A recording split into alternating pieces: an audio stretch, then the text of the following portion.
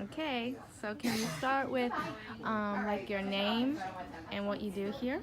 Okay, I'm Rachel Ewall, and I'm the Foster Care Support Foundation Executive Director and Founder.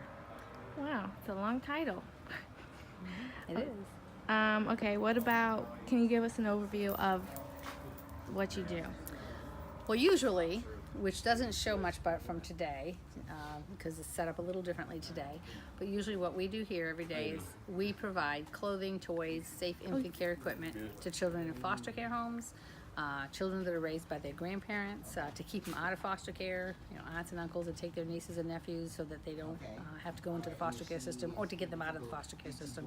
We provide clothing, toys, safe infant care equipment, school supplies, so that the kids could have things like other children. When they come into the foster care system, they lost everything. They come in with the clothes on their back. And so someone has to provide that, and it's very stressful for a family to take in a child and then have to go and provide all of that on their own finances. So do the kids get to come here and pick out their clothes, or do you like send it to them? We make appointments for the children that are in the metro area, and they come in and they select their clothes. They can, so many tops, so many bottoms, so many shoes, so many underwear, so many socks, so many bathing suits or whatever, a bathing suit in the winter. In the winter, they get a coat, a lightweight and a heavyweight. We actually serve the metro area by appointments, and we serve all of Georgia.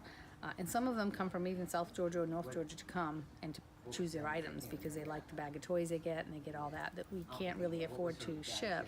It's so heavy. But if they can't come, they send us a mail-out form, they fill out the size information, and then we have volunteers go through and they select their wardrobe for them, and we send it to their DFACS office or their kinship care coordinator's office close to home so they can pick it up. And do you get all of your clothes from donations? Our clothes mostly comes from donations. We provide up to $8 million worth of goods and services every year. Our budget is just a little over $700,000. So that $8 million, it's a hard reach from $700,000. The way we do that is by in-kind donations, and the things that we get are new, like new, gently worn. We process it here. We're a little different than other charities where they can get their donations and they put them in their thrift stores and they sell them, and they raise money and it pays for their program. Our donations become our product. So we have to process that so that we can have a year's inventory in all sizes, and both sexes, both seasons, and that is a huge task. But 7,000 to 8,000 volunteers help us do that. All in this one place? All in this one place. Oh. We have 12 to 15 staff to lead 7,000 to 8,000 volunteers. They do a great job. And we served 4,000 children last year. And since we incorporated in 2000, we've had over 54,000 children come through and take part of these services. Wow, that's really amazing. It's a wee thing. Okay, I have to go get that paper, so I'm gonna show them the dresses. Over top. So what you see here, and you want to probably show some of these, usually it looks like a store for preemie babies all the way up through 21-year-olds, but today we are set up and not finished setting up. We're in the process of setting up for an event called Promapalooza. And so if you look, you've got dressing rooms here, the 28 dressing rooms we've got. We're not done setting up, so things are still not quite put together, but it's getting there.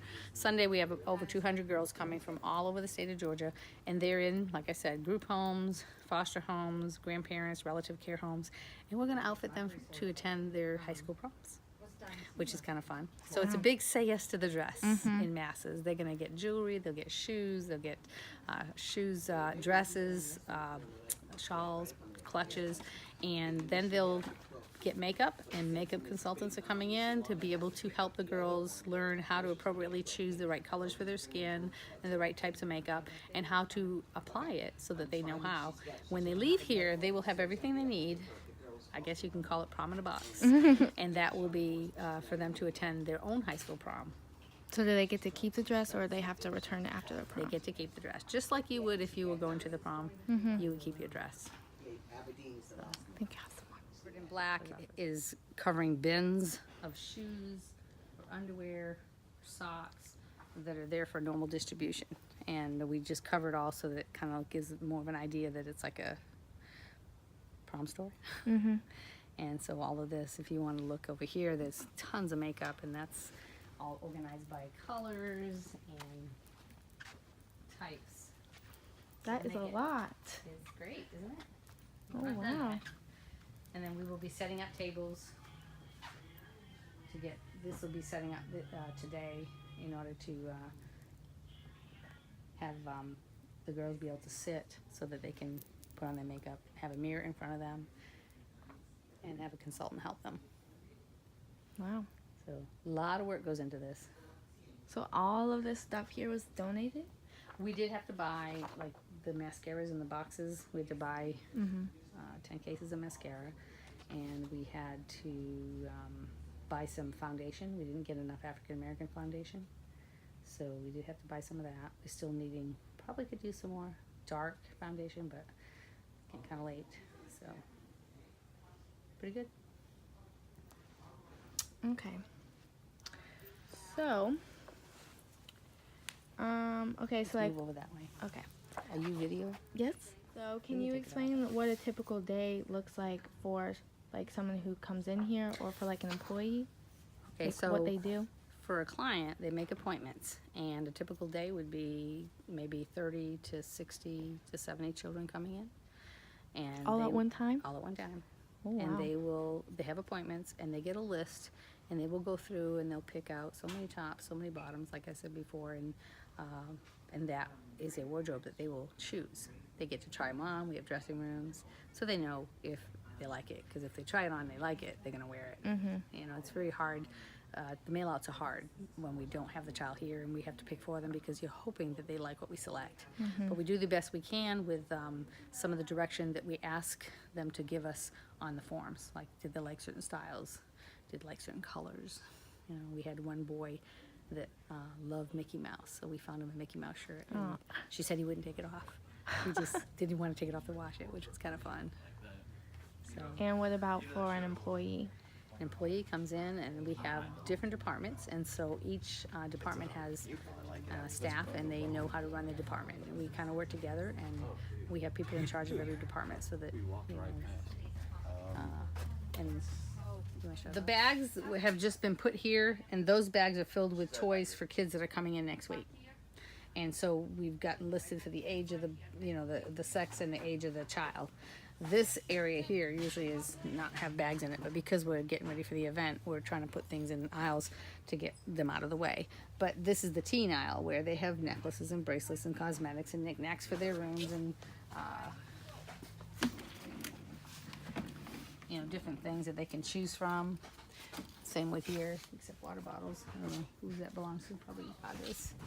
And then here, these are the books, again with bags that are ready to go out. See, that's a 7-year-old boy's bag, and I don't know what that one is, but these are books, and the books come in, and we sort them by grade level.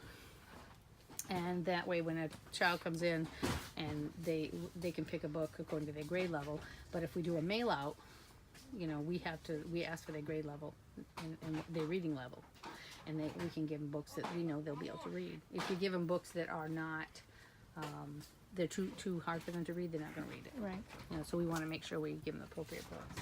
Everything in the toys are sorted by types and by, well, likes with likes, obviously.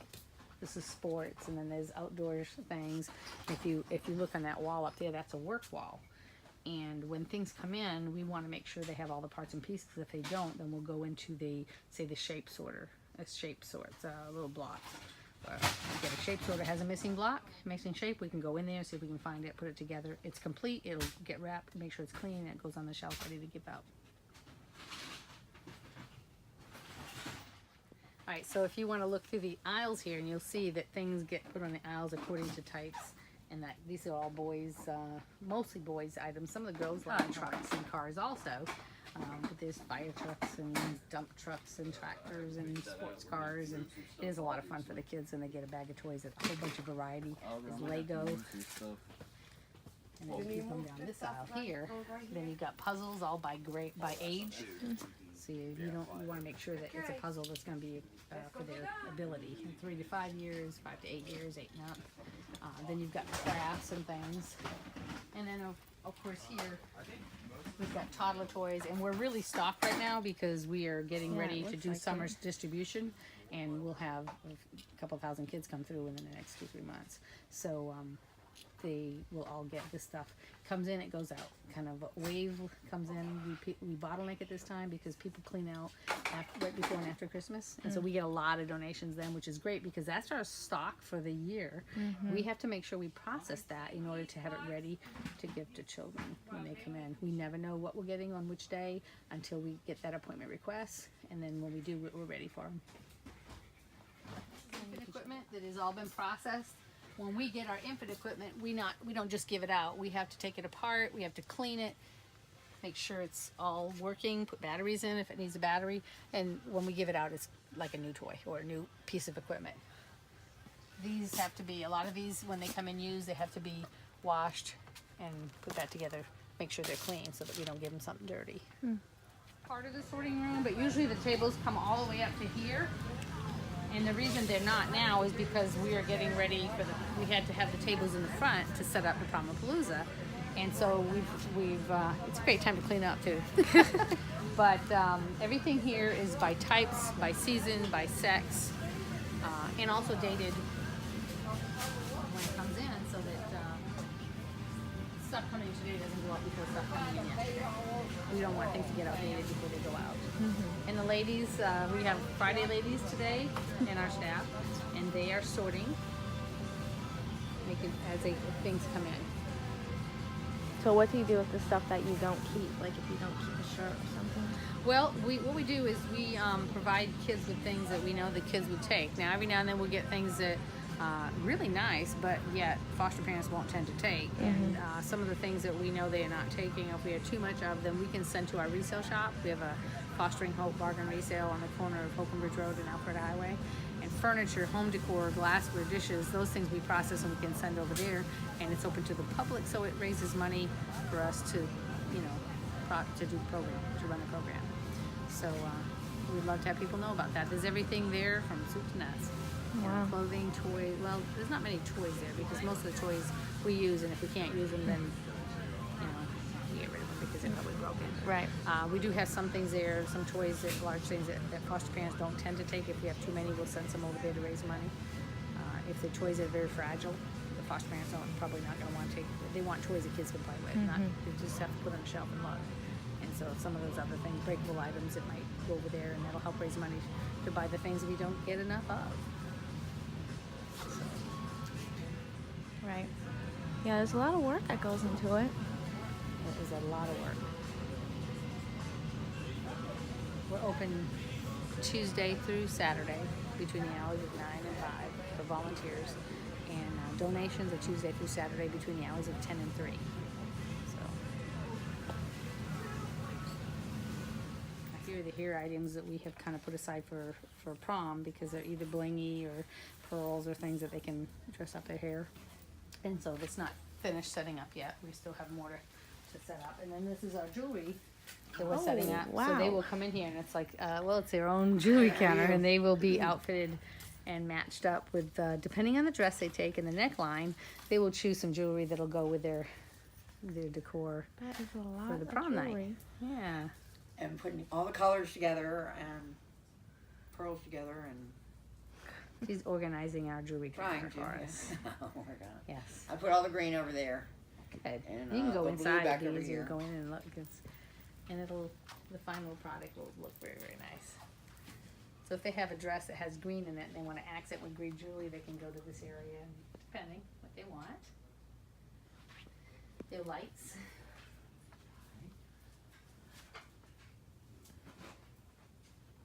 You know what? I think if we took this single bracelet thing and put just the green ones on, green bracelets, because look, that whole top is green. I mean, green, we could probably put all the One of the reasons I started this was because my husband and I, we fostered 50 children, and the children came in with nothing.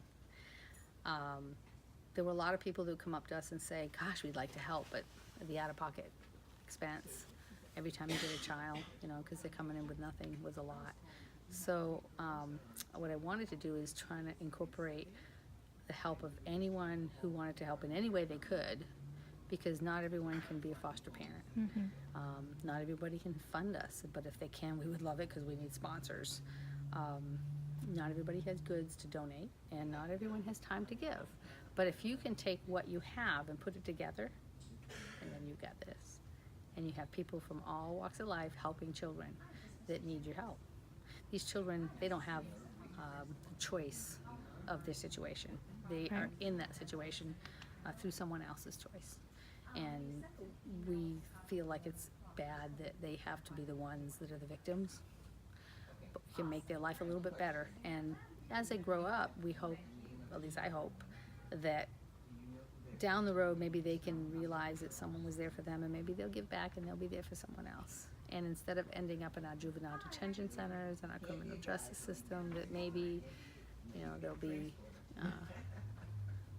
comfortable in this situation enough to just succeed. We also created a mentoring program that we're always looking for mentors to help the teens, to connect with the teens and help them. So that's one of our newest programs, and that's a good one. Yeah, that sounds So- really beneficial. Yeah, we have a girl that went through the mentor program, and she had never entertained the idea of going to college, and now she's in college. Oh, that's so Yeah, cool. and her mentor, and she still connects, so that's a good thing. But these kids, they're just like you and I. Your kids, my kids, and they just don't have the opportunity because of their situation, their circumstance. Like I said, through no fault of their own. Grandparents that have these children, they didn't, unlike foster parents who say, gee, I think we want to adopt, let's go foster, maybe we'll adopt, and they get a stipend, and they get insurance, and a lot of benefits. Relative care take these children, because if they don't, they're going to lose them. They'll never see them again. These are their grandchildren, their nieces and nephews. So they're in a situation that they have no choice if they want to keep their family together. And so they take them, but there's no support. They don't get a stipend, the majority. And financially, it's very hard for them. So we feel good about being able to help them. And, for a limited time if they're younger, and if they're seniors, they can keep coming. And that helps them stay stable so that the kids can stay with family. Right. And then it's not up to us to decide on what type of family it is. We hope that the state that's placing the kids will keep tabs and make sure it's a good, stable family, or not a harmful one from what they came from, like what they came from. But that's not what we do. We don't place kids. We don't decide on where kids go. But we help children that are not with their biological parents because of abuse and neglect that are removed. We help them have a few things that they would normally need to have just for basic needs. And having a whole wardrobe of clothes and toys and school supplies and things that you can call your own again, it means a lot to the kids. Right. Because now they have ownership again, which we all identify ourselves with, what we own, what we do, what we build. If you've lost it all, you can imagine how you feel. If you ended up in a situation where you were just by yourself, the clothes you have on is all you have. Right. You have no family, you have no contacts, you can't contact anybody, and nobody will give you the right to do that. So, Do you get to see the kids come in here and pick out oh yes. what they want? Is it really Oh, yeah. rewarding? It's great. It's really great. You see the cutest kids. Oh my gosh, the sweetest kids. And like I said, sometimes they come in, and if they're older, they're a little harder because they've been through a lot. But by the time they leave, they're pretty good. They've picked out some great things. They feel a little bit happier about having things that they can choose, and not somebody just saying, "Oh, this is what you're going to have." They're choosing it, Right. and that's a good thing.